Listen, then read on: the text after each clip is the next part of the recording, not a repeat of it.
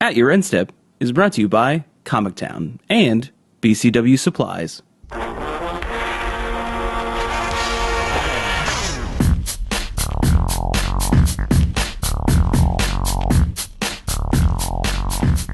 Hello, and welcome to a very short episode of At Your End Step, more than likely.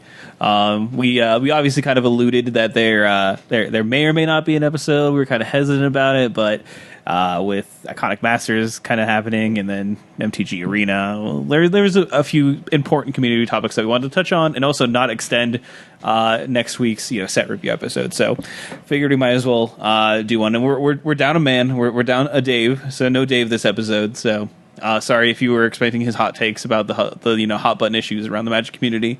Not happening. If you see him in person, you can ask him about all the stuff we're talking about. But that's about it. But don't worry, I'm here. Mike is here, and I am here, obviously. And like I said, we actually are going to focus on just community topics for this episode. We know there were nationals. Some places had nationals over the weekend, but that's old standard. And guess what? Team Energy is good. Mono Red is good. Mono Black Zombies is good. There are some other rogue decks that might be good as well. We're not talking about it. Standard's going to rotate in like 2 weeks, so who cares? Unless you are going to your own nationals, and again, I guess you care, but sorry then. Our bad. Yeah, if you do well at your nationals and in your country, and you were like, man, I hope At Your End Step says my name in my deck list. I don't know why you were worried about that. Also, sorry. Yeah. But our apologies. Hey, good luck, Champ, or congrats, Champ, or something like that. You did the thing, Slugger. A pat on the back. I'm sorry I couldn't make it to your game. I'm sorry I haven't made it to any of your games. I'm a bad podcast dad. We had a meeting. It ran late. So before we jump into our community topics, we of course wanted to still shout out our two sponsors, Comic Town and BCW Supplies. You can check them out on Facebook. Do want to make sure that you guys do know, because there is going to be an open this weekend in Louisville. So, of course, BCW Supplies is taking Team Metagame Gurus out to Through the Decades, which is a local card shop there shark. in the Louisville area, and there you can go and challenge a guru to get some sweet BCW swag and an awesome T-shirt. So again, that's brought to you by BCW Supplies. So definitely go take a look at their Facebook page. And give them a like and a follow on Twitter as well, and the same thing for, of course, Comic Town Gaming Center. And you can keep in touch with all of the pre-release stuff for Ixalan that is going to be coming up. Likely 5 flights across the weekend. Yeah, five. Yeah, it's an awesome number. Across the entire weekend, starting from midnight 12:01 on Saturday through the end of Sunday. So definitely check out their site. I'll be judging the 10 o'clock Saturday event. Oh, not the midnight this time. No, not the midnight. You're a smart man. And then I'll be playing the Two-Headed Giant right after that with my wife. So awesome. Come out and say hi. I don't know if I'm actually going to any pre-releases. I haven't really, investigated it at all. I enjoyed it's the events I've been able to judge, and I enjoy that. And Two-Headed Giant. Are the pre-release week? Are they this weekend? They are the week after. It's the 23rd. 24th. But we get the full spoiler this Friday, right? Yes, I believe so. I hope we do. Otherwise, we're all messed up. Yeah, we're all.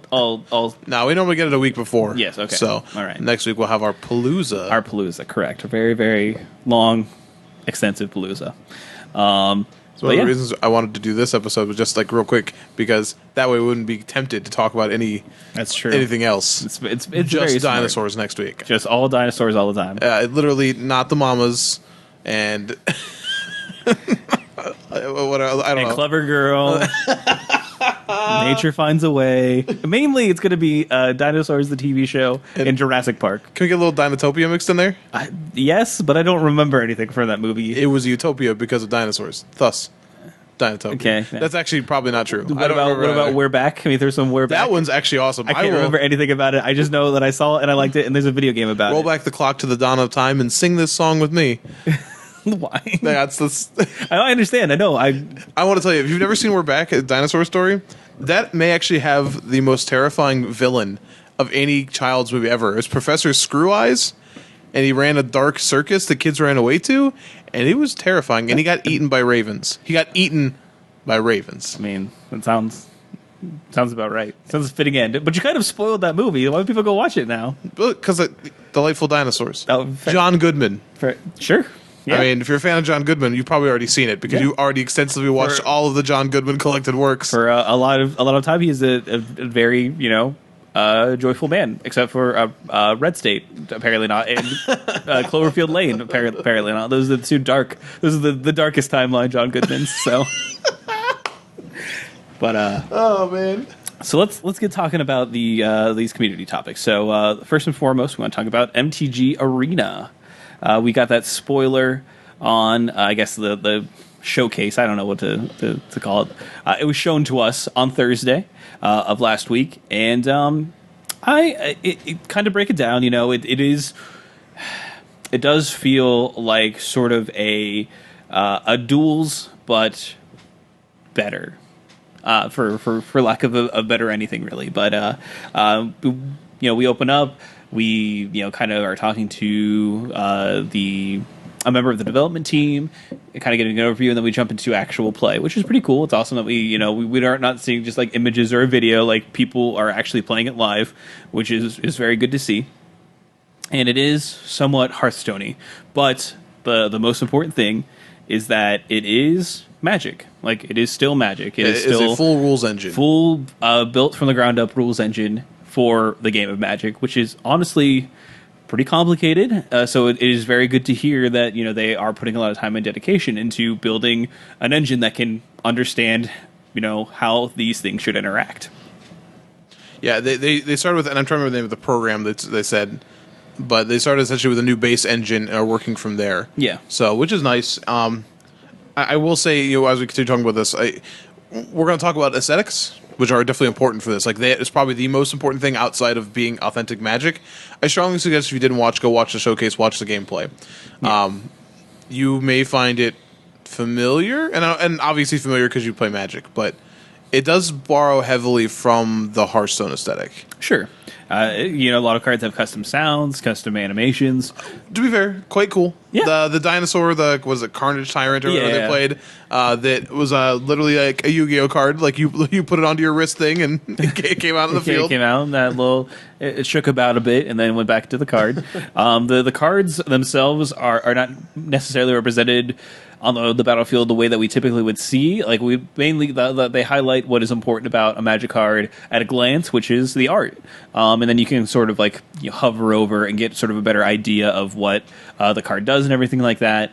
But they're little squares pretty much for a lot of what you see without interacting with anything at first. Yeah, the focus is really on the art, which I think for a lot of people that is the thing that, like, I know for like drafting, like you quickly start to learn the art anyways, and I think that's also true in games like Hearthstone or Eternal or anything like that. Right. And then a lot more symbols for just like basic abilities. Now I will say that there's a lot of keyword abilities, especially evergreen keywords in Magic, so I worry that it could get cluttered, but like what we saw is I will say it is pleasing to the eye. Yeah, it's appealing. One thing they do borrow from Hearthstone is sort of in Hearthstone you have like the playing field is like a destination of some persuasion, which is fairly interesting, and we see a similar thing here. When we look at the actual battlefield, it is Ixalan, and they say that they plan on rotating sort of the battlefield with new sets, which is pretty cool. And it's visually interesting. When you look at Magic Online, especially now, like even Magic Online, version 3, you could customize your background, your actual like playmat a little bit, and you can't do that with version 4. But this one is definitely more visually appealing than sort of a black background. And they did say it's going to be standard focused, so they are going to release with Ixalan, and I assume that they will also have Kaladesh cards. It says every standard legal card. Yes, when this does come out. So I don't know. I never heard anything. I still haven't heard anything about how matches. If there's going to be actual matches with sideboarding. If they want this to be standard focused, that is one of the things that would be required. And I don't know if anyone has, talked about that yet. If they have, I haven't read it. So please, tweet at me, let me know if they've actually talked about sideboarding, because I think like that in all honesty is like a make or break for me. Like if you can only play like games, you can't actually go in and sideboard. To me, that doesn't feel like full Magic. It's you know what I Right. mean, like, and if they're saying like full Magic rules and everything, then I feel like that should be a part of it. So I agree with you. I don't want it to be the one and done experience. Yeah, That's that's not how Magic. Duels was, right? That's how Duels was. That's how Hearthstone is, etc. So So I'll keep my I'll see if I can find that out. And like I said, if any of our listeners have heard about that, please do let us know. But it's standard focus, so it is going to be free to play as well, and it will be on PC only initially, and then they are looking to obviously expand it to other platforms. yeah, the program that the name is escaping me. They started with the whole point of it is that it's more adaptable for multiple platforms. So I would have to assume the whole point of this, and I think you said this too before, Morgan, but the whole point of this is to get it onto people's mobile devices. Yeah. And I assume that has to mean Apple devices at some point. Like they can't just keep ignoring this. No. So I would assume it's pretty quickly. It's going to likely follow the similar trajectory to Hearthstone. And Hearthstone was initially PC and Mac when it was going through its alphas and its betas, and then it went to tablets, and then eventually to phones. So I imagine that's a similar trajectory that they're looking at as well, because you're starting with the max amount of screens in real estate and then going down and then going down. So, Right. But I'm fairly optimistic about this. I think it's a good change. I think it's a good shift. I think that making an appealing product for a digital market is important. Making it something free to play, so you can sort of choose how you want to go about, getting into Magic. Whether it's going to be through grinding to get packs and stuff like that, or if you're going to be the kind of person that's just like, well, I'm just going to plunk down the money and open packs until I get what I need for my standard deck, and then kind of move along. There are some concerns with that. Magic sets, by and large, are going to be bigger than your Hearthstone sets, so it's going to be harder, and you also need 4 of each card. So it's going to be harder in general to get cards without some sort of secondary system. Sure. Now, there definitely could be, because in Hearthstone you have dust. You can get dust to craft specific cards, and you can, if you have an excess of a certain amount of card, you can exchange that for dust, basically. And that's how you can craft your cards. Foil cards, also in Hearthstone, they have special ones, and they are worth more dust to grind them down. So even if you get a common that is gold, basically, it is still going to be worth more than any your regular common would normally be. So as long as they have a secondary system like that, where you can buy packs, you get a bunch of cards, you craft down the excess, and then craft the cards you need for your deck, then that should be fine. But I don't know the exact numbers of like how to balance that. Are we assuming that we won't have a form of trading? I'm assuming. Yeah, it's a little awkward because that is such a staple of Magic. Unlike other digital only platforms, like Magic is a TCG. So, by definition, is a trading card game. I can understand if, like, obviously, Arena is its own platform, so they are maybe going to move away from that. But that would also solve some of the problems if you had a sort of an easy, trade system. But that would be easier on mobile, I think, than anything else. But so the issue with trading is then you are messing with your. You're likely messing with your avenue of making money, right? To some degree. And I think that is a hurdle that a lot of the digital card games have to get past. I think Hex might have a trading system for them. I want to say yes, but I can't confirm that. It is interesting, and it's a definite maybe. Because I agree with you, Magic existing in paper and having the trading aspect is important, but I don't know if that'll mess with any of their ways to actually profit. Sure, that's a fair question, and it may not, because if it's just trading for trading, then that's fine, but the way that Hearthstone gets around it is they give you a secondary avenue on how to craft cards. Right. So Another question is how drafting is going to work. It's already been said that drafting yes, is that is their secondary after standard. Their secondary goal is to get, I think, sealed and then technically draft. But so that'll be interesting to see. Like sealed, even on like building a sealed pool on mobile seems interesting. So I want to know how they make that intuitive. And then drafting, like Hearthstone drafting, is pretty easy because you only see a couple of cards at a time. Yeah, you see 3 at a time so, and pick. It would be interesting to see if Magic tries an abbreviated form of drafting, or if it's legitimate drafting. Again, looking at the way the cards look on the field, they are definitely trying to make it so you could view them smaller.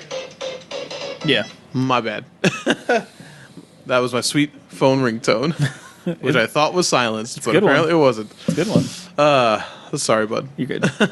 And the other question then is, and people have asked, and Wizards did address this, is what happens with Moto and what happens with older formats.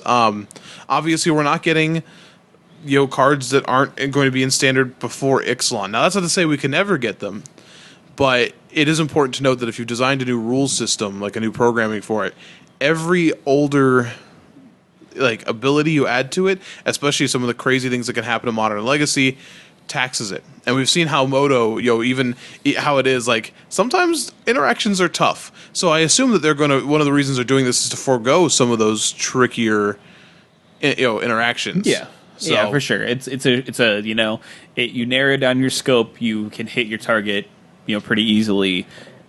But the wider you go, the more hurdles you're going to come across. Absolutely. Now, I imagine that they are in time that is an eventuality. That we do see something like eventually modern sets start to filter in. Master sets, flashback drafts, that kind of thing. Yes, and I think that is definitely a goal if this is successful. But you start with standard, you start small, and if this isn't successful, then you don't support it anymore, and it goes away. And you're back to square one, but you didn't take all this time and investment into making every Magic card in existence compatible with this program. Right. You tested the waters, you see how it goes, and then you start expanding. So I think that is the goal. But I think it's very promising. I think the product looks good. I want it to be stable. I want it to be functional.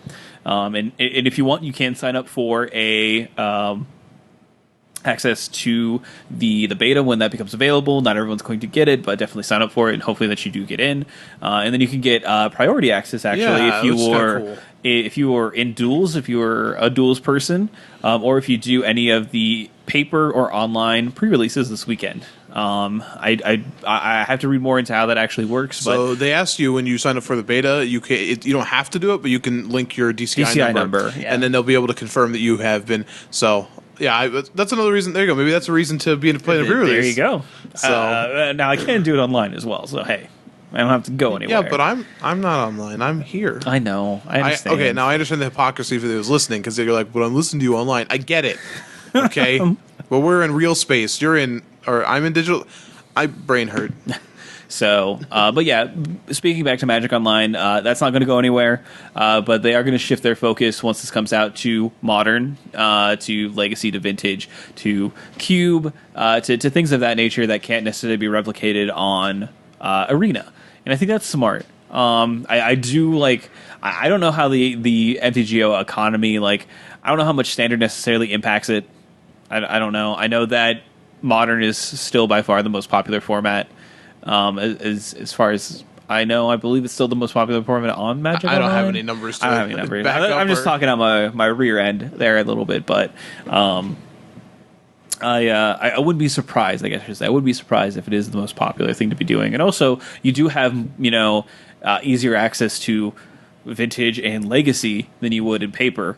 So I mean, that's still maybe not the biggest cash cow for Wizards, but it is one of the premier places you can play it on a regular basis. And currently, and again, this may be something they eventually do, but currently, Moto remains the only place to actually get access to powerful tournaments, things that have effect on your IRL game, like going to or going to the Pro Tour or anything like that. So, an Arena may eventually get there, but it definitely doesn't seem like that's where it started. Oh no, it won't get there until it's wildly successful, right? But they will exist in tandem. They will just focus on different things, and I think that's the most that you could ask for. You can't necessarily. I think that you can't necessarily expect Wizards to try to make progress on something and not have like some growing pains and have some weird things and maybe not have your collection transfer over. Like things will get weird, but Magic Online's not going anywhere for quite some time. But I would say to those who are heavily invested in the program, like, be wary. This is the thing that is the more successful that it gets, if it is successful at all, will definitely influence what Wizards does in the future. And whether they figure out a way to rectify that or not, I'm not sure. But I don't know if it's necessarily their priority to. I don't know. How do you feel about that? Like, do you feel like they should? If so, let's say Magic Online ends. Should there be should Wizards figure out a way to have like an ambassador program to people that have those collections? Yes. And my thought for this is, now I have no sort of like legal actual like understanding of this, but I will say that Wizards has for so long, backed up things like the reserve list and have they stated like this is for this and this is a reason for this, that if they then in a different avenue just totally say, whatever, yours isn't worth it, they have sort of set precedent as a company that they care about the value of these collections for players. So it would make the most sense to not, granted Wizard doesn't always do this, but it would make the most sense to me to like reduce the controversy and say, hey, like here's the bridge. Here is how you do this. Here's the value you can get for it. Whether that's for it's going to be digital cards. You're not going to get paper out of it. Maybe unless you have set reimbursement, obviously, but I do think there needs to be some sort of bridge there. Like, one of the things I've seen, and when I first, that's one of the first things I talked to you about is like, well, do I get my collection here? Like, am I expected to buy a third one? But if this starts with standard, then I can logically, if I like Arena, move into Arena and like not worry about standard on Moto. Now, if I'm supposed to do both and then play Paper Magic, then WotC's asking a lot. Yeah, but the idea of free to play is that you don't necessarily have to pay any money necessarily, but. That the whole point there is if you're competitive, then. But that's neither here nor there. Yeah. I will say though that from the player standpoint of it, if you complain about how bad Moto is for years and that they should do something about it, and then when they do something about it, you're upset that your program isn't going to be usable anymore. You've created this. Like, you recognize that you have created this. They did what you asked. You are a contributor to this. However, WotC should also honor that back and forth that these people stuck through some pretty terrible iterations of that program. And they should be rewarded for that. Yeah, because true. You don't get to make Magic Arena unless Moto stays popular enough to make that money. I wonder. They have to be working on that right now. I wonder what it is, though. Yeah, they might not be. Okay, I hope that they are right now. And this is the room where we have someone working on the bridge from Moto to Arena. It looks like it hasn't been opened in a while. Yeah, we don't actually have a person, but we thought about it. It is an interesting thing to think about and to ponder. I wonder when if it actually eventually happens. I wonder if they'll have like a thing you can do where you can get a code generated and port your collection over. So I could see something happening where like the Pokemon TCG where what they start using those codes for that, and maybe for a while. It starts generating those codes for cards that you buy on Arena, and it's like, okay, you can do like this card will not show up in your Magic Online collection for this reason for this amount of time, or vice versa to sort of like soften it. I could see something like that. Well, yeah, you'll get like you'll get booster packs. Basically, like you'll have a code of a booster pack, you'll type that in, and you can open up another digital booster pack online. I also, by the way, I also feel heavily like once Arena is going on, that's what's going to happen to Magic cards as well. Like, there's so many card games that do that, and instead Pokemon being the biggest one. But if it's a free-to-play game, then a digital booster pack on Arena does not cost essentially the $4 that it costs on Moto. So I totally see them starting to put free Arena packs into the actual like physical packs. I think that's something that makes a ton of sense. Yeah, for sure. All right, enough with that. Next up, we have Iconic Masters. So, while you were at HasCon, you could go play the demo of Magic Arena if you really wanted to, like Stan Lee did. So, you could have really had a kind of a unique experience. Or if you were lucky enough, you could have played Iconic Masters Sealed, which is pretty insane. So they had this panel, and they kind of showed us a bunch of cards that are going to be Iconic Masters. Some pretty big reprints that we see.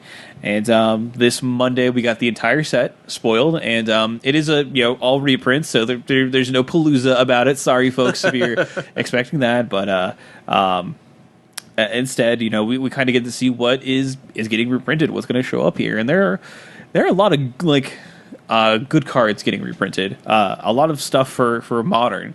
It's actually going to that's going to be our focus. A lot of stuff is going to really drive that format. As far as cards showing up here, we have some stealth ones like Auriok Champion, right? Yeah, the casual casual $30 card. Yeah, getting reprinted at Rare, which is super important for a lot of decks that just this is just this casual $30 sideboard card. I also did you look at the art of that card? Oh yeah, where it's definitely a Mirren in the core still. Yeah, Koth is there. Yeah. I know he's there somewhere. I wish he was in this set, to be perfectly honest. Well, he's apparently not iconic enough. None of the Planeswalkers were iconic None enough. of them are iconic enough.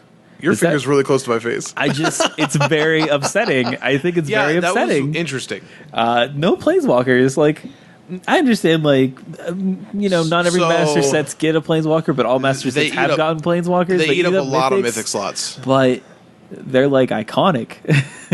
They're what you are as a Magic player. How many of them are actually iconic though? Outside of Jace the Mind Sculptor, how many of them are iconic? I think a lot of the Laura ones are. I think maybe Garruk Wildspeaker is fairly iconic. But if you're gonna print Garruk Wildspeaker, then you're printing all 5, and that's 5 mythic slots. They had to make room for Channel, okay? I'm pretty sure there's 5 mythics I could replace in this set. It's not hard. Every red mythic that wasn't Kiki Jiki. Kiki Jiki. First of all, getting printed for the 800th time with the same art, just the same angry goblin art. It's hey, he has another art that's way cooler. Stop it. Wait, you mean his original one? Yes. No, come on. Yes, that one. It's better. That one, in fact. So I mean, there are a lot of things original art Thoughtseize, which is awesome. Aether Vial, Elish Norn. A lot of good stuff. I don't know. I'm not going to cover all the cool cards. There are enough. There's definitely some value in the set, mainly because of one card, that being Mana Drain. Hello, being printed at Mythic. So there you go. You now have a way that you can potentially get a Mana Drain without having to pay $200. So cool, very very cool. And I saw a lot of people being okay, if you can revert Mana Drain and the world doesn't end, what's the reserve list for, folks? Yeah, that's fair. And I didn't hate that argument. Well, maybe they're making that argument. I don't want to they'll probably never going to go back on it. Let's be honest, they said they haven't. But this could be them slowly, subtly making that argument. See, hey, Flusterstorm is a pretty cool one. Anyway, not just a cool one; it's $100. Okay, a pretty cool and expensive one. Also, it being rare is pretty good. Probably should have sold your Flusterstorms with 2 master sets coming up. Take a look at the spoiler. I think the other biggest one are the Future Sight lands. So Horizon Canopy, what up? Grove of the Burn Willows, what up? Nimbus Maze, no, not so much. What up? River of Tears or whatever. Yeah, River of Tears. Iconic for me. Graven Cairns, cool. So. Yeah, we don't want to go through all of this. I agree with this. I will say, if you are a Pauper player, there are some real spicy ones here. Yes, they're if you are a Pauper player, if you are a common and common cubesman, there's some wild shifts. Can I just say, in white alone, you have Seeker of the Way now at common, and this one might be a sleeper, but Emerge Unscathed. That card is hot. I mean, there's a fire depicted on it, so yeah. Well, fair as well. So Morgan, you posed this. I'm going to pose it back to you here. Your precast. Is this actually iconic? No. Okay. No. Why? Why did you call it this?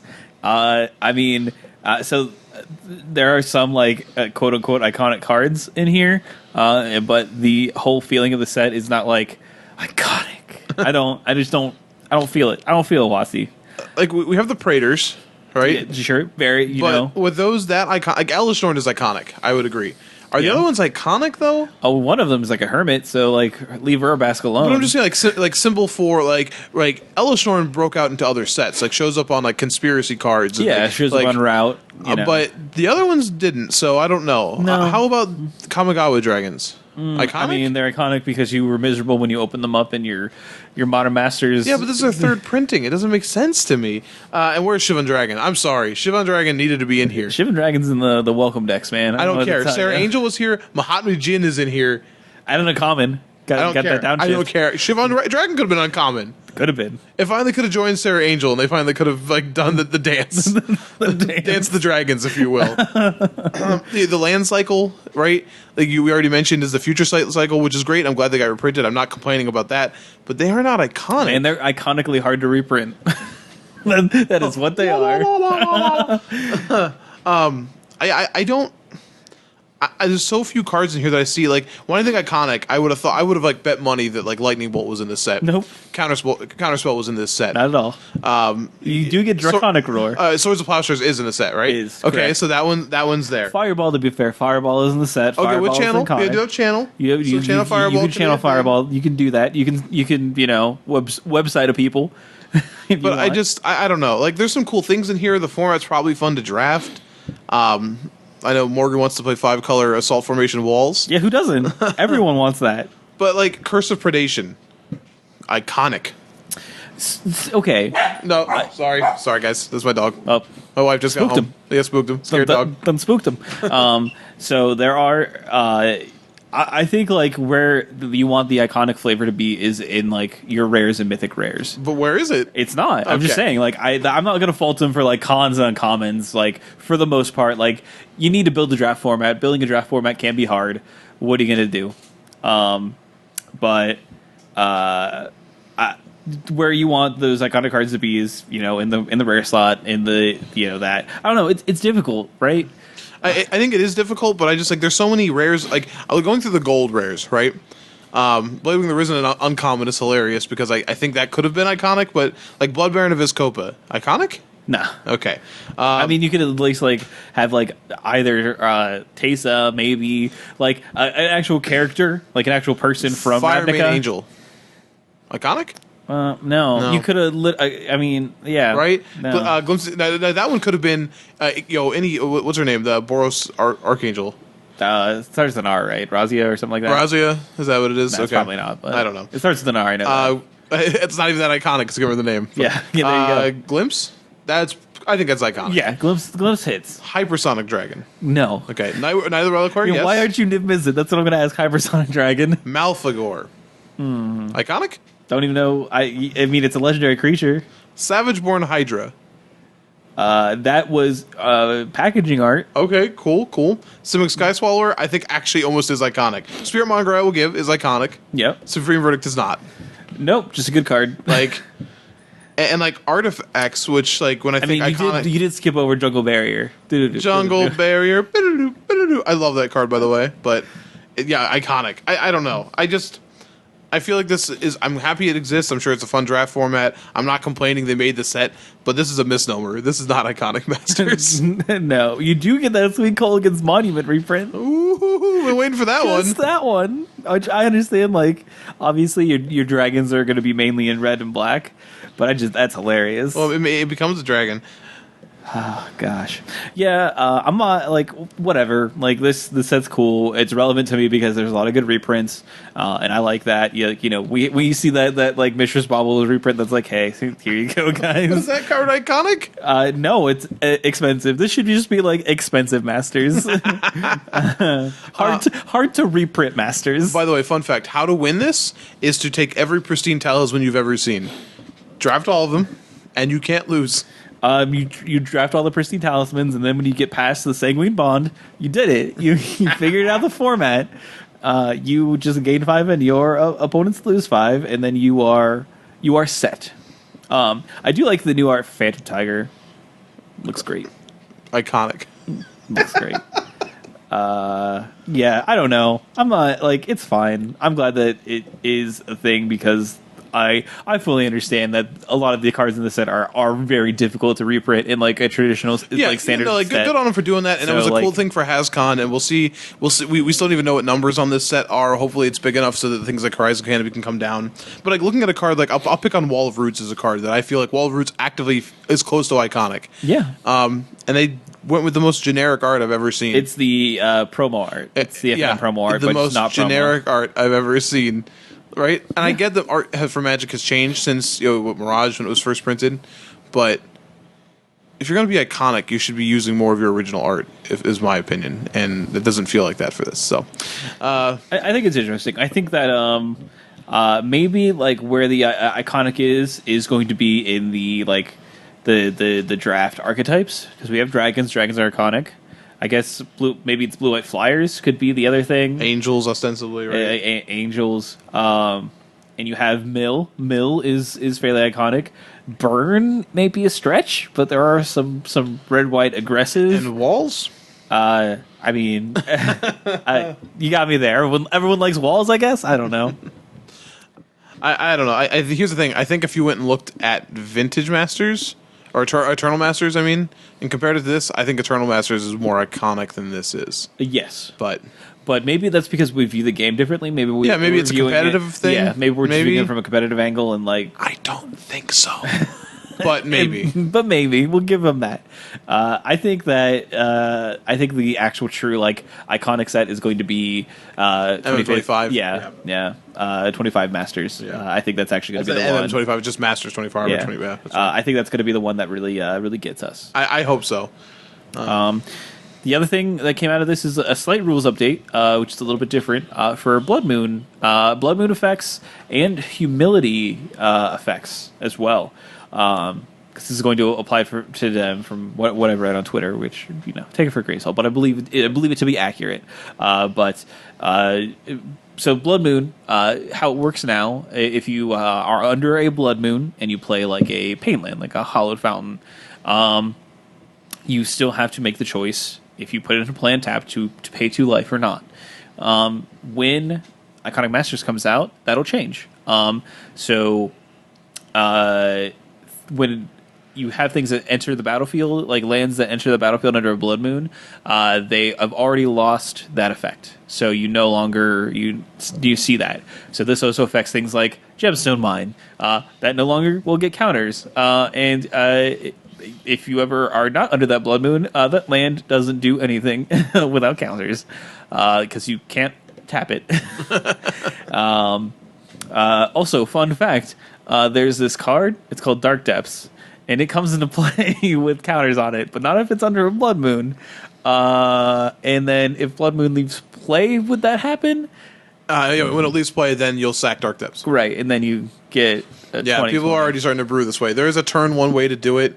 It's Dark Depths, 3 Simian Spirit Guide, Magus of the Moon, Lightning Bolt. So you play three Spirit Guides to play Magus of the Moon, then you play Dark Depths after it's under the Magus of the Moon, then you tap your Dark Depths for red to bolt your own Magus, to sack your Dark Depths to get a 20/20. That's amazing. That's one of those bad magic combos.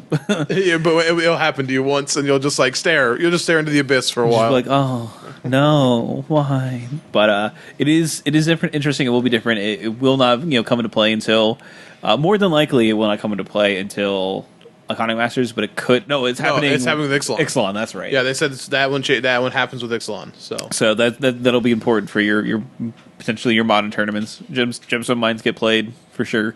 The Hallowed Fountains and all the Painlands get played, so definitely important. Did we come to a consensus on the ETB tapped? Do those still? They come to play untapped. It's why it specifically says that they come to play untapped now. Crazy. So there you go. Play Blood Moon, fix your mana base, make all your lands come into play untapped, get rid of your Blood Moon effect.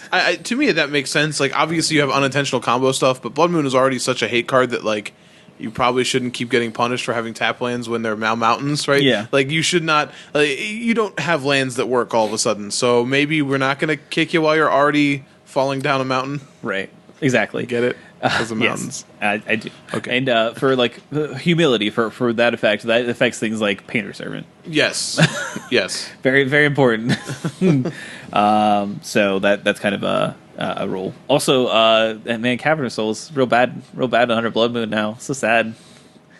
Not that like It mattered. like you could like Eldrazi like really feel good about being across the way from a Blood Moon, and you're playing that deck. You're like, no, none of this is good for me. But even more of a blow, as it were. But Iconic Masters is fine. It's not iconic, but it's. I don't know. I'm excited about Horizon Canopy. All right, that card is the most expensive card in Modern. Oh, by all means, be excited about it. But I think it's just a misnomer. I'm not upset about it. It's just a misnomer. It is very much a misnomer. So, but we're gonna move along to our last community topic, and this is something that is tangentially related to Magic in that it is a, for lack of a better term, like a quote unquote competitor to Magic. They at least do sort of the same thing. It's has to do with. Force of Will, and some of you may be familiar with it, some of you may not be. It is a another TCG made by a Japanese company.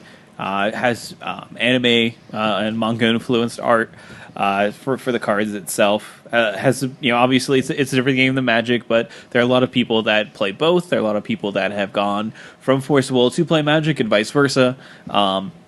And they had a Masters tournament in Japan. They flew a lot of people out here too, and some things happened. And Mike, I'm going to hand it off to you to sort of explain the situation.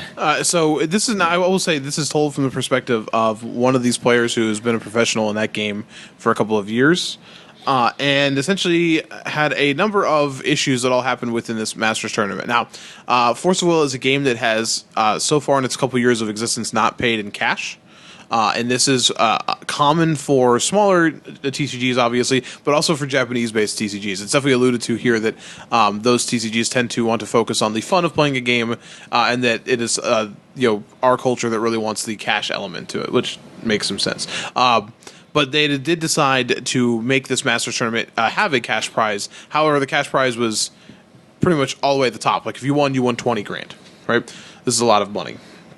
And what ended up happening essentially is you had multiple sort of poor judge interactions lead to a person getting the person was not given a time to show up for day 2 and ended up being a little bit late. Then that person was deck checked and was missing a card. They were able to find a card to get a copy of it, but was given a game loss for it. Based on what he said and what I've read of other things about the game, there's a lot of room for leniency in this, but the judges gave him a game loss. They appealed all the way up to like everybody who runs the game and created the game is there, and he so took the game loss. And then for those of us who obviously play Magic, if you get a game loss, you get to choose to be on the play or draw the next game. The judge said he did not get to choose that. And which of course is wrong, and that's even wrong in the Force of Will rules. And his opponent beat him, and he went from being well placed in the tournament to out of the tournament with a game loss and a judge ruling error for the second game. And he wanted to talk to people about like why the rulings were so bad. The judge that was doing this has had apparently a number of issues with their Grand Prix tournaments, including holding untimed rounds. That a top 8, the first round of top 8 lasted 4.5 hours. Sounds great. Magic has untimed rounds in the top 8, but you have to maintain pace of play. So, but essentially the people who were the head of the game there offered to talk with him. His card was found in his sleeve, ostensibly a table or two away from where the deck check was. So now people have suggested that the card could have been placed there by someone else after the fact, or that a careless judge left it there. Based on, of course, what the judges were doing during this event, the person here is inferring that. However, of course, nothing was made for this, and the interaction he had with the guy who was sort of the head of this whole thing told him that if he complained about this, that would mean the end of cash prizes. That's the director of marketing. Yes. Director of marketing flat out said if he complained about this, that they would not be able to offer cash prizes anymore, essentially extorting him to some extent, like putting the blame on him, like, well, if you're really that upset about this, if you talk about it, we can't do this anymore. You're going to be responsible for this. Offered him prize in the form of product instead. Of course, he was not happy about this. He lost a shot at this, and he wanted to make sure this was known and decided to quit the game and post this on here. And having read this and gone through all, and he's very, very, you know, detailed and talks about all these different things. And I thought it was sort of interesting to hear all of these different things back and forth. You know, obviously multiple issues with judges, issues with possibly a deck check not being done correctly, issues with judges not knowing the rules, issues with the director of marketing and other people who are, you know, heads in this game, then, you know, taking this out on an individual player after the fact and trying to hush him. It all created a very, very strange and really kind of, to read it, obviously I felt very sad for this player, but a really odd situation overall. And, you know, there's a number of Magic players who I know who are, go back and forth in that community. Your friend of the show, Dan Musser, has gone and played in their Masters tournaments a couple times, gotten those flights to Japan. So it's kind of interesting to see this sort of happen. And as we investigated, I know, Morgan, you did a little bit investigating into sort of their judge program, which doesn't exist. It seemingly, from what I was reading in Reddit, the judge program itself seems to be a bit more fast and loose. Playing Magic, we're used to a fairly rigorous judge program to qualify people, to make sure that if you're going to be a judge of this game, that you meet a certain type of criteria. And humans do err, so it's not perfect. But we are used to at least some sort of standards with this, and it does not seem that Force of Will sort of has that system built or put into place from what I was reading. So it is a bit of hearsay, but I tend to believe the people that would play the game. So right. So it's definitely something, and you say hearsay, and I will say, that of course this is from the perspective of one player who obviously was emotionally compromised by this situation, but it's it's interesting when you have just a different take on the TCG market in general, where you have ostensibly you've had Magic exist for so long and have its judge programs exist and everything else, that these other game companies that want they have an audience that wants them to get bigger. Ostensibly they have an audience that wants them to be Magic. And then this kind of thing happens, and this is the kind of, Force Will does not appeal to me at all. Like, that kind of art style is not for me. But that being said, we had games like Kaijudo here before, where people around here, former member of the cast, Jordan, wanted to play it and play it in a PBTQ. And if you had a chance to play it, maybe you'd pick it up. I've seen people do that with games like Epic, and other games that have been sort of local around. I will never touch this now, having looked at this. And I do think it was interesting that, and I want to be careful with this because Morgan and I talked about this a bunch before the cast, but reading these sort of examples, I know, Morgan, you're fairly jaded and you expect bad things to happen when you're dealing with lesser companies, and that's probably fair. It's just that Magic has existed for 25 years. I've seen countless other TCGs rise and fall, and you just learn. So if you want to play something, if you want to invest your time, you want to play something competitively, specifically competitively, to the goal to win and to profit in some fashion, whether that be through direct cash prizes or other prizes that you can turn hopefully into cash, or maybe be satisfied with whatever those prizes are. If that's where you're going to spend your time and money, then you should spend it with what is ostensibly the best. All right. and so far, Magic has shown to me that it is the best place to do that.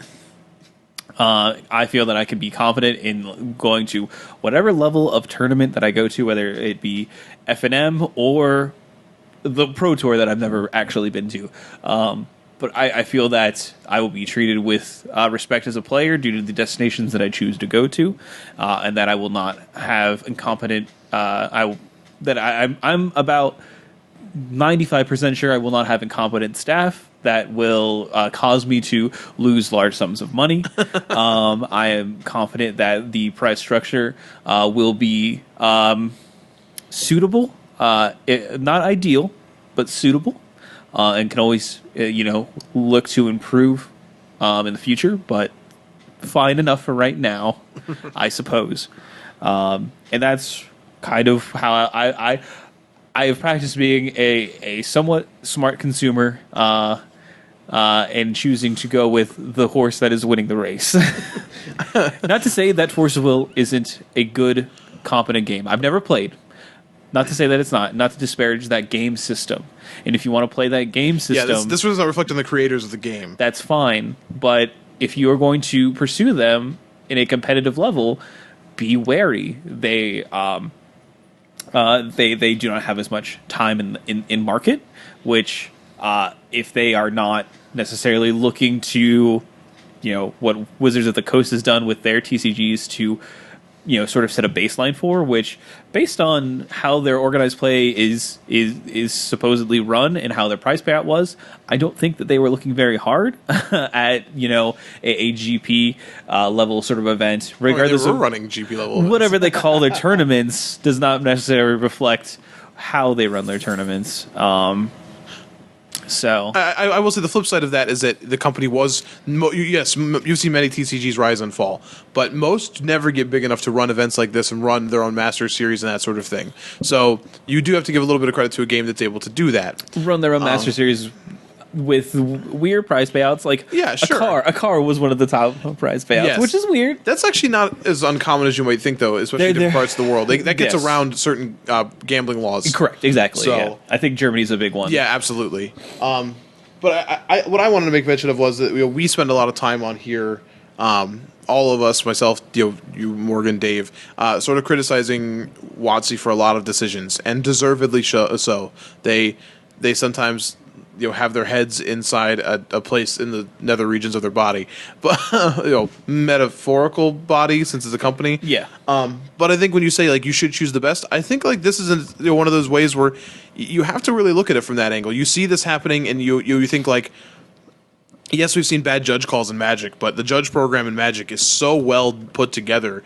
I am an L1 because I can do the local events that I do, and to become more than that, I have to put in a lot of work if I want to. Right? I can't just go up and say, hey, I want to do this. I certainly couldn't go to a pro tour and judge. Right? That is not, so that is good for that. And as far as the way the payout and everything works, this concept of the all or nothing, and then we're going to boot you out of this tournament for this, it's kind of refreshing to be able to look at something that goes this bad and go, okay, WotC still has a lot of room to grow, but there isn't, when you say you should choose the best, I think it's important to point out that there isn't anything else like Magic. And I think that's easy to forget sometimes. We're all so invested in the game, and we live and die with the decisions of WotC and the cards that they print. But the closest game that has come to paying out prizes like this, Yu-Gi-Oh had some prizes like this, maybe Pokemon, but WotC and Wizards and Magic are the only one that's moving slowly towards esports, has been trying to move towards esports, has worked actively. Yes, the prize payouts for GPs are archaic, and we want to see those finished, but we have seen them increase the purses for things like Worlds and the winner's purse for Pro Tours to try and make them more appealing for that way. And their judge staffs do not treat people like this, and we don't see employees of the company going after individual players. And it is sort of one of those things where I pointed this as an angle on perspective. Sometimes you can be upset and frustrated with what WotC does, but recognize that as a company, I think generally they try to do right by their competitive players. And I sometimes it's hard to think about that when you hear Mark Rosewater say things like, well, most of our money comes from casual players. That's who buys packs. That's who does this. Yet they still run all this competitive stuff. So I said, Morgan, I want to talk and be careful because I don't want to get on here and start, extolling the greatness of WotC. I don't want you to think I'm some sort of shill. But obviously, we do a podcast about Magic because we love Magic, but also because there's plenty of places to not trust WotC. But overall, the back and forth between I know if I go to a tournament what I'm going to get, and I know that if a stink like this is raised, generally something is going to happen unless it's best. But you can't even compare what happened in this tournament to TOs because because the company was the TO. No, this is a Pro Tour level event. The WotC pretty much runs the ship for the Pro Tour. I think they still partner with CFB. Was the last Pro Tour with test run with CFB events? I don't think so. I think those are still WotC in-house. Gotcha. Could be wrong, but But even then, like, you still have so many members of Wizards of the Coast there, but you're never, yeah, like Mike said, like you're never going to find them trying to, like, say if you don't keep quiet about this, you're going to affect the way that future tournaments Right. are ran, which is kind of insane. But you have to understand when you aren't playing a game that comes from a company that has been doing this for decades, you do run the risk of not having the best experience. So be wary where you spend your dollar, and where you choose to, channel your competitive energy and time into. I'm not saying that this player deserved this because they did this or that. Certainly not. They did not. No one deserves to be treated this way. No one deserves to be extorted while playing a high level tournament of a game that you enjoy, whether that be a card game, a digital card game, a video game, whatever, sports game, like anything, like you don't need to extortion in sports games gets you banned. Banned, correct. Go ask that Pete Rose guy. yeah. Cincinnati favorite, Pete Rose. He didn't actually practice extortion, just gambling, but whatever. Who cares? He did a bad thing, and a bad thing happened to him. So no company has the right to treat you like that, especially when they are for the observable truth in the wrong to some degree.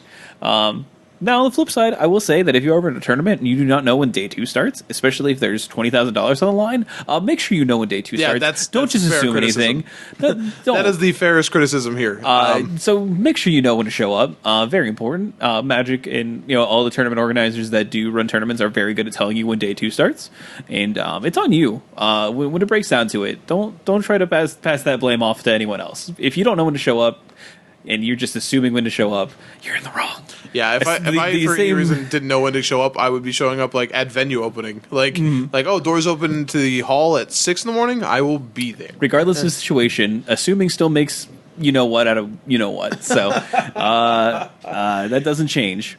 Yeah. But again, no one deserves to be treated like this. It is a terrible situation. It is a situation that I'm glad that I choose to avoid by playing Magic. And the other side of this is like, ostensibly there isn't a reason why some of this can't happen in Magic. It is less likely, of course, it is less likely for a judge to be doing a deck check and then lose a card and not find it. It is less likely for that to happen, and it is impossible for some of these things to happen due to how the rule structure works and how WotC has told us the rules work. And there's no one to dispute that. You're never going to get a game loss in a play draw situation and not get to choose to play in your game 2.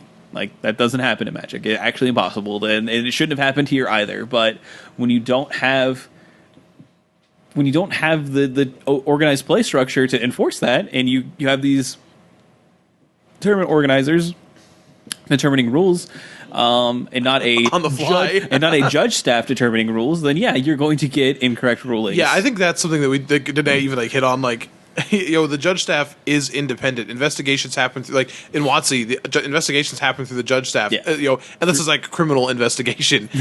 So having the creator and designer of the game and the company that is paying out the money also being allowed to at that tournament to have a vested interest in making that decision. That seems tough. So I think that's where I don't want to beat this to death, and I will say if you're interested in this, I would follow it because I'm interested to see if Force of Will responds, and this is the kind of thing that could be super detrimental to a game that has a tenuous. If they're saying we can't pay out cash anymore because you might talk, and he talked, it'll be interesting to see if they say okay, yeah, we can't do that. So. And maybe you don't care and you won't never care about it, and that's fine. But I do think it offers a little bit of perspective that WotC is dumb at times, but WotC is the only one that has a system that feels trustworthy, and I definitely feel like this could not have happened at a Pro Tour. Yeah. This is I was just trying to see when they were actually established. So they've been around since 2012, as far as a company. So I mean, it's what is that? 5 years, and plus and some change. So not necessarily a spring chicken, but comparatively, it's only 1/5 of the time that Magic's been around. The Magic itself has been around. it's kind of interesting.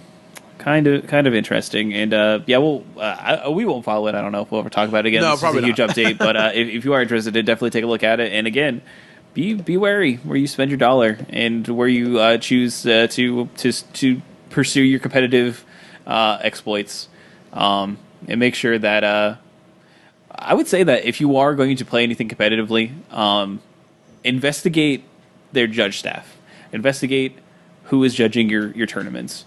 And I think that the more in-depth that section of the card game is, the better off, or any game really, the better off you will be investing your time into. Yeah, I agree with that. I remember Jeff Hoagland a while back talking about he tried out Pokemon and was very unhappy with some of the things that were just taken for granted in Magic, like slow play warnings and these sort of things that were not being checked there, and it really turned him off of it. And I think like that's one of those things where and I know a number of Pokemon professors. That's what they call their judges. It's the most adorable thing.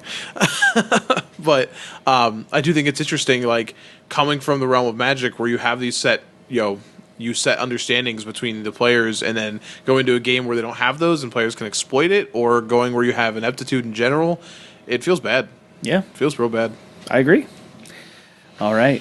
I think that's going to be everything for us this week. Again, wanted to touch base and make sure that you reach out to our sponsors, give them a follow on Facebook. It's at your end step is us on Facebook, but our sponsors are BCW Supplies and Comic Town. When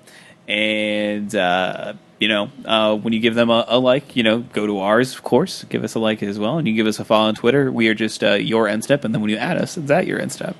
We have the email address at yourendstep@gmail.com, and a Patreon. That's patreon.com/@yourendstep. You can also visit our website at yourendstep.com. If you are downloading us via iTunes, we do thank you so much for doing so. You can please, and if you can, please leave us a review. It helps with our visibility and getting new people listening to the show. And if you downloaded us via MTGcast, you can check out some other lovely Magic the Gathering focused podcasts on that website. And if you got us from somewhere else, I still love you. I know I don't say that enough, and I'm sorry. But, if you got us from the Google Play Store, Google's great. If you got us from, like, any other third-party app, because there's like a billion, thanks. I appreciate it. And you keep doing it. They don't have reviews. I don't know. You can't really do anything else but listen to us. And that's fine. That is perfect for me. You don't have to do anything else. Also, I'm going to start another contest tomorrow. Well, I guess Wednesday, technically.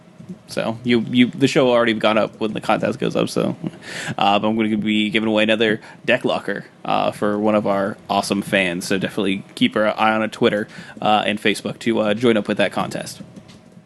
But that's going to be everything for this week. We'll catch you next week with the Palooza. And you have a great one. Bye.